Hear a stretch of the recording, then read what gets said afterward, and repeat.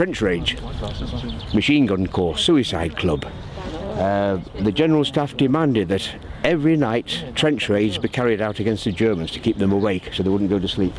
And this is typical of the trench raid devices used 1915-1918. This belonged to my uncle, Lieutenant W. Ashley.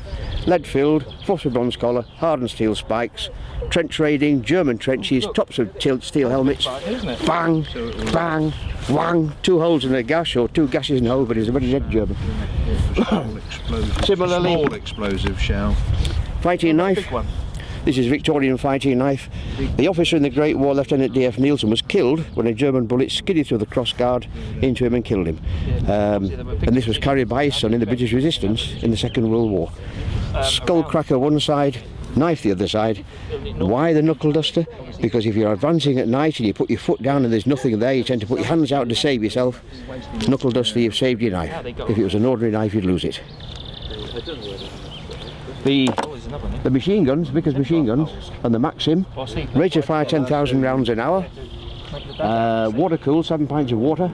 The first gun is a Maxim, made of Enfield. And this was a forerunner really of the Vickers machine gun. The ultimate guns, these Vickers machine guns, the second and the third down here, standard issue from 1912 went right through to 1968, and it was held in such high esteem that they buried the last one with full military honours on Bisley Ranges, a full military funeral for the last Vickers gun. Soldiers who were gunners were crying at the funeral.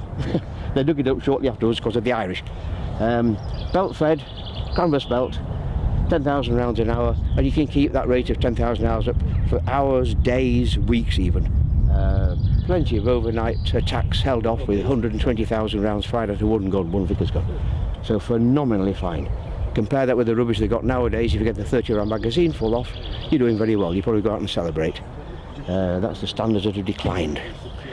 For instructional purposes on the Vickers gun, for armourers and for troops here being taught the gun, they use skeleton locks, so you can see the action of the lock and how it's fired and what happens when it does fire.